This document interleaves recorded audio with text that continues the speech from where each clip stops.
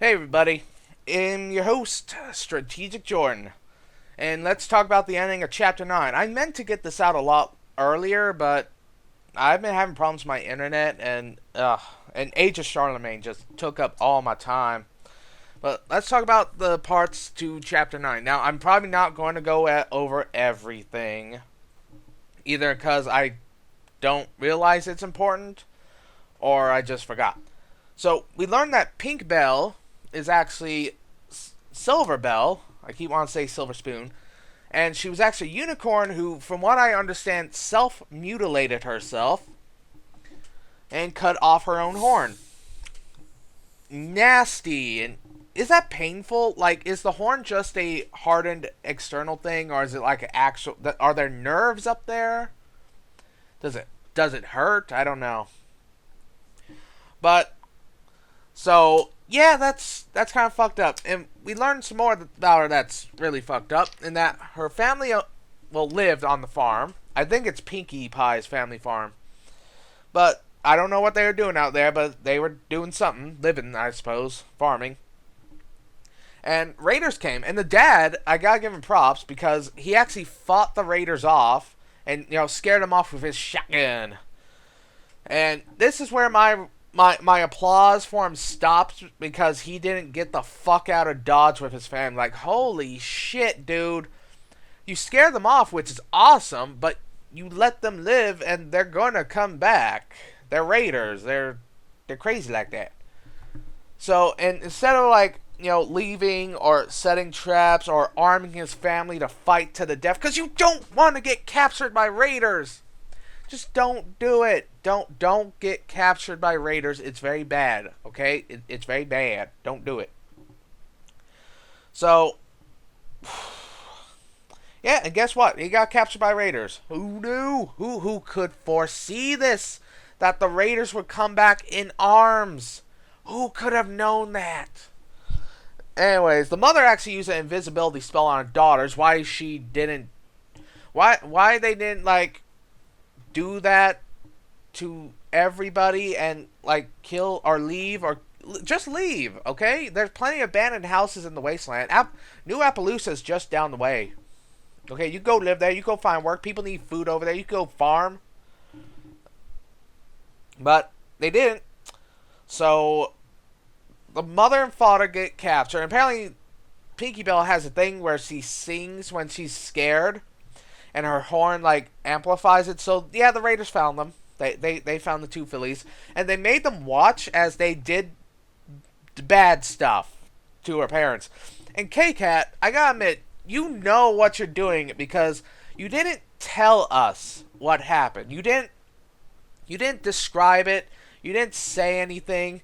You in detail. You just said they killed them slowly, and you let people's imaginations go with that.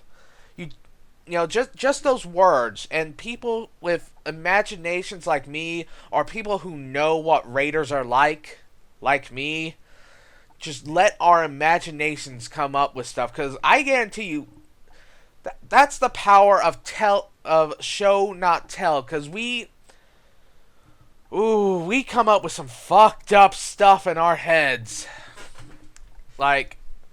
I can guarantee you, I've come up with way worse things that would happen to the parents than what K-Cat would have written. That's the power of suggestion. You don't tell them, just hint at it, and let their imaginations run wild.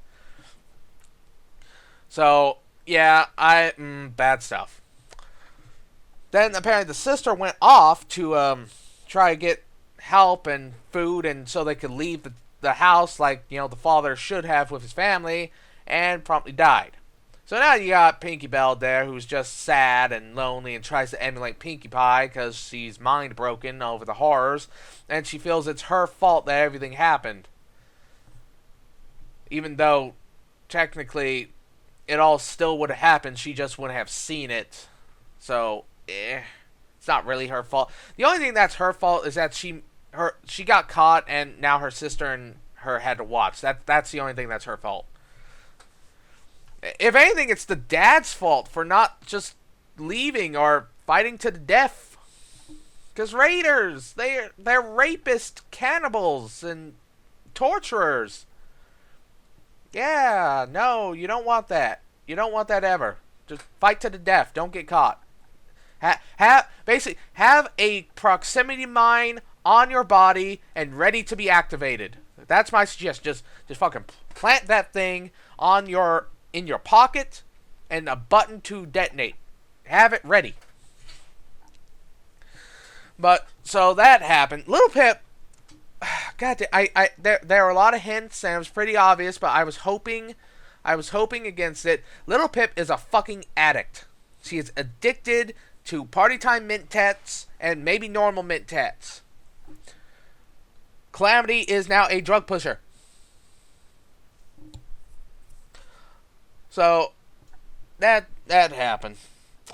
That's Little Pip's fucked up. She was going to steal the recipe. She was going to copy it, yeah, but she was still going to steal it. That was like the most prized possession of that little filly. She adored that thing. She put it in a safe big enough to walk in on, and Little Pip was going to steal that. So fuck you, Little Pip. I still want a bad karma run of this story, but still, fuck you. That's just messed up. You can't do that. That's not right. You can't do that, Little Pip. What the hell? So, yeah, I gotta tell you, Silver Bell or Pink Bell, whatever she wants to be called, she's a hard ass. Like, she sneaks up right on Lil Pip as she's listening to the recording about all that stuff that happened. And she's like, you shouldn't be here. And so this freaks out Lil Pip, and she walks into the safe. Like, really? You're that scared of this child? That you would walk into a giant walk-in safe? And Pinky Bell is a hard ass because she was like, well, if you want so much, keep it. And she was about to shut the door on Little Pip. Like, woo, Pinky Bell scares me. Like, that's hardcore. That's mean, and I like her. I like Pink Bell. But thank God someone put skills into speech and ability points into charisma, because Velvet Remedy is able to talk this filly down from murdering the hero in a pretty cool, hardcore way. And horrifying, really. I mean, suffocating to death inside a safe. It'd be real justice for the addict that is Little Pip. But there was one thing that caught my eye in this chapter, and that's apparently some kind of magical artifact.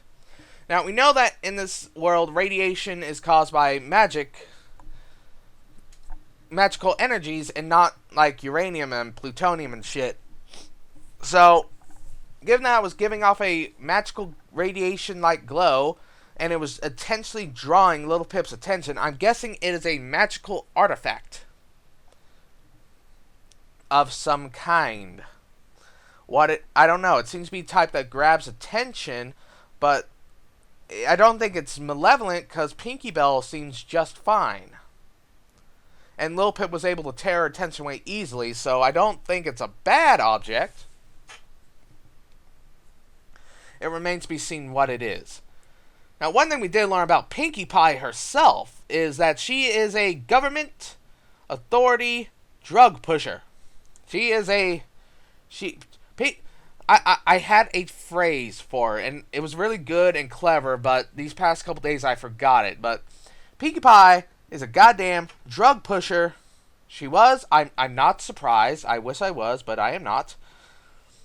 And she's the one who brought drugs to Equestria. So, Pinky, you gonna do that? You gonna do that? Just this chapter. Another thing that makes me wonder: why was the door on the second floor? The lock, like the key lock thing, is on the inside of the room, but the door lock to lock and unlock it is on the outside in the hallway. Why? From what I know, this is apparently on the second floor. In the house, I think, but maybe not. But still, why is the lock on the outside and the the keyhole thing on. That's assuming there even is a keyhole, and there can't be because then Lil Pip would just unlock it. So no, why is there a lock on the outside of the room? Shouldn't the That's creepy and kind of scary. And what the hell's going on with the Pie family? Because unless this Pinky Bell's father installed that Mr. Pie, what's going on in your home? Why do you have that? Maud, can you tell me?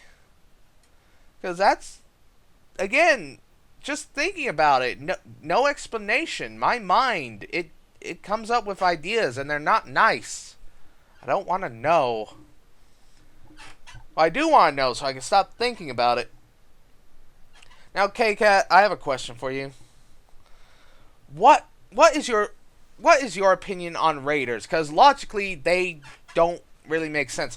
Okay, on the cannibalism thing, I can kind of see why. At least, I mean, okay, in times after the war, food's scarce, and even now, in the Fallout universe, clean food is still scarce. So, sometimes you do have to commit cannibalism, and it's horrible. But you gotta survive, and if you're doing it for the reason of survival and not malicious psychotic intent, then I can understand. Because if it's your only option, then it's your only option. Then you should, unless you're suicidal, you really should try to survive. And I should stop talking. But like Raiders, they go so far. Like, they go past logic and reasoning, and I don't understand how there can be so many of them and how they can be so fucked up. Like, let's take a more realistic look at a post-apocalyptic scenario. Metro 2033. In there, you got lots of factions, mutants and apocalyptic wastelands, and you got bandits who are sort of like the Raiders.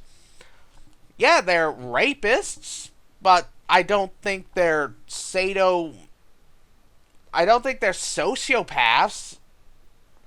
I mean, they don't hang corpses in their bedrooms. They don't cannibalize people. If they're starving and there's no other option, then it's sort of kind of understandable. But like, yeah, they don't. What the hell's with Fallout Raiders? K-Cat, you're smart. Tell me your opinion. I don't know. Because I'm trying to come up with reasons for why they are so why there are so many of them, and why they're so messed up. Like, if it was one group, and I could understand that, but they're not even a cultural identity. They're just large masses of psychopaths.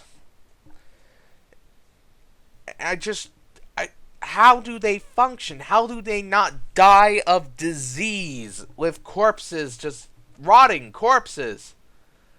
Like, what? How? Why? Again, if it was one group or something like that, I could understand, but this is a serious continental problem. These fuckers are everywhere. And they're all the same. Now, I understand from a gameplay point of view, I understand it fine. And you really need the bad guy, but like for a story reason, what's the explanation? Like in Firefly and Serenity, they explained the Reavers.